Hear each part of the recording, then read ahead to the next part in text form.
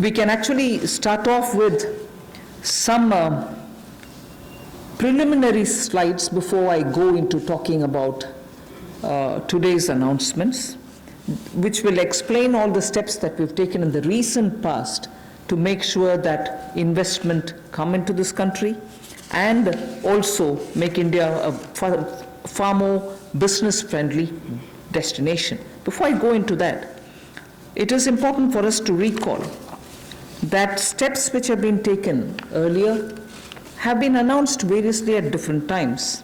And because of the lockdown and because of COVID, I think time feels like as though it's been a long time since the budget was presented. It was only presented on 1st February.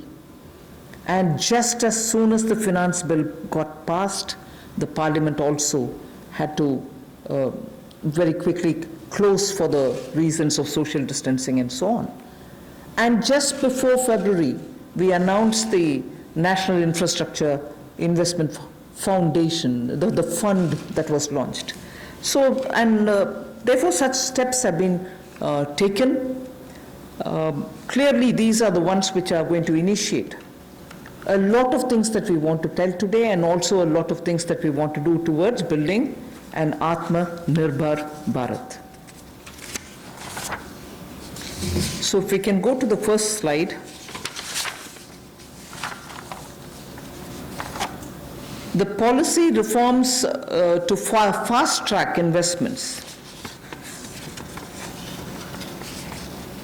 In the last couple of months, an empowered group of secretaries has been formed who also looked at project development, and project development cells were formed in various ministries.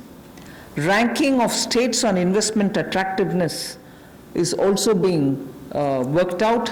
This will make them compete for new investments. And promotion of champion sectors, such as the solar PV manufacturing and so on, the advanced cell battery storage research, these kind of activities are also being given a priority. So for an Atmanirbhar Bharat and for Make in India, such steps are crucial, and we want to make sure that efforts which have been taken clearly give us the confidence that Make in India, which was launched at least 3 years back, as an initiative to change the mindset of people, to bring in new ways of doing business, to make sure that India becomes attractive on its strength, are all being received very well. So today, if I look at Make in India for Atmanirbhar Bharat, the foundation was laid earlier, and many investors have found that India's market, size of India's market, the aspirational middle class, the rule of law which prevails, and also making sure the talent pool which exists in India makes India an attractive destination for producing for India and also for producing in India and exporting from India. So that is exactly what has been shown here, and incentive schemes are being given for these champion sectors. So we need to clearly understand the purpose with which, when we talk of Atmanirbhar Bharat, it is on all these steps building India's strengths. The next slide would show you that attempts and also efforts have already started for upgradation of industrial infrastructure. I'm saying all this because the reform steps that I'm going to announce will have all these also having a play in the various steps that we are announcing. Upgradation of industrial infrastructure is something which we need to talk about afresh, although industrial infrastructure, industrial land banks, and also clusters have been recognized long time back.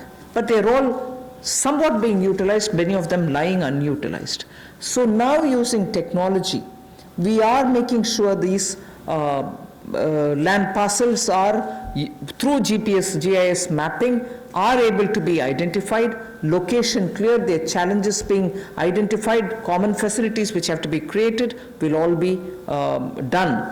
3,376 industrial parks and estates and SEZs have between them, have among them 5 lakh hectares, all of them mapped as industrial information system can map them for future use.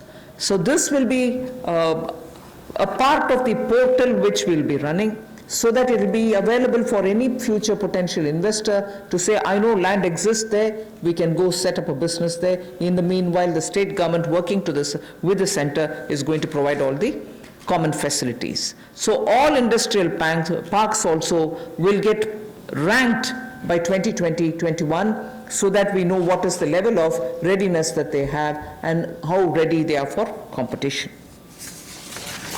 So with this said as a broad introductory statement, I just want to highlight the 8 sectors about which we are going to talk, where reforms are being brought in. Coal, minerals, defense production. I read out separately the next 3, although they together contribute for flying, airports, and also aerospace related matters.